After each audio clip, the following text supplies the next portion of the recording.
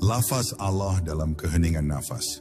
Pernahkah engkau menyadari bahwa bahkan saat tubuhmu diam, ruhmu tetap berbisik?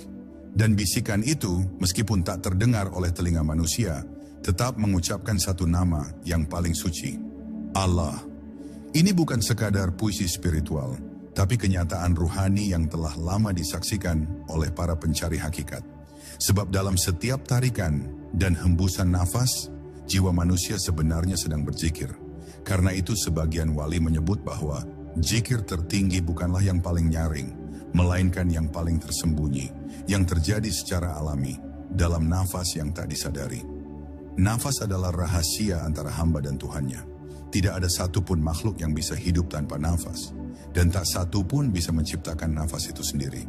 Nafas datang dan pergi, tanpa diminta, tanpa dipaksa, dan di sanalah letak rahasianya. Setiap kali engkau menarik nafas dalam-dalam, engkau sedang menerima kehidupan darinya. Dan saat engkau menghembuskannya, engkau sedang mengembalikan amanah itu kepadanya. Dalam tarikan ada alif, dalam penahanan ada lam, dan dalam hembusan ada ha. Satu putaran nafas adalah satu putaran zikir yang sunyi. Sebagian sufi melatih dirinya bukan hanya untuk menyebut Allah dengan lisan, tapi untuk mendengarnya dalam napasnya sendiri. Mereka menyepi, menahan suara, dan masuk dalam keheningan yang dalam, sampai mereka bisa merasakan bahwa setiap detik yang berlalu adalah getaran namanya. Inilah zikir khafi, zikir tersembunyi yang tidak membutuhkan kata, tidak pula gerak. Hanya kehadiran, kesadaran, dan pasrah yang sepenuhnya.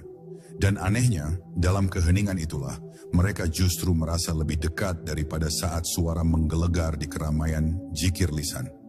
Mengapa harus dalam keheningan? Karena nama Allah tidak membutuhkan suara untuk sampai kepadanya. Dia mendengar suara jiwa sebelum suara lisan. Dan dalam keheningan, ego perlahan melemah. Tidak ada lagi dorongan untuk didengar, tidak ada keinginan untuk dipuji karena zikir. Yang tersisa hanyalah kerinduan. Nama itu menjadi pelukan batin, menjadi tempat kembali ketika dunia tak lagi menawarkan ketenangan. Dan saat seseorang menyatu dalam zikir sunyi ini, ia akan mulai merasa bahwa napas bukan lagi sekadar fungsi tubuh, tapi jembatan menuju yang maha ada.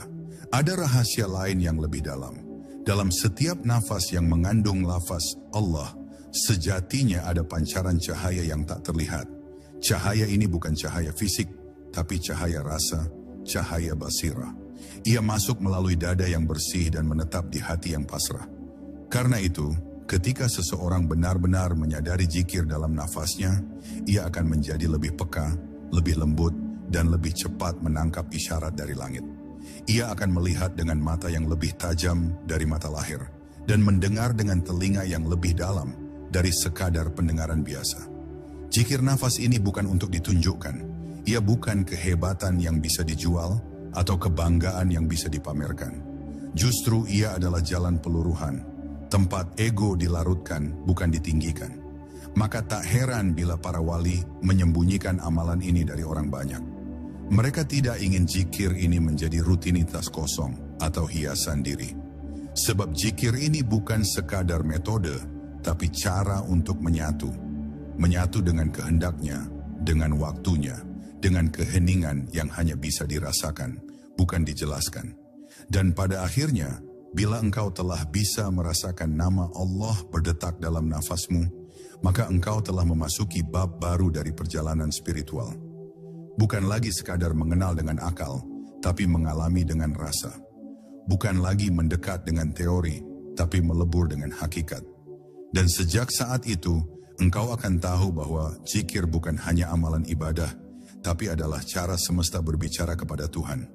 Setiap makhluk, dari manusia hingga burung, dari angin hingga air, semua menyebut Allah dengan caranya masing-masing, dalam bahasa yang hanya bisa dimengerti oleh jiwa yang telah tenang.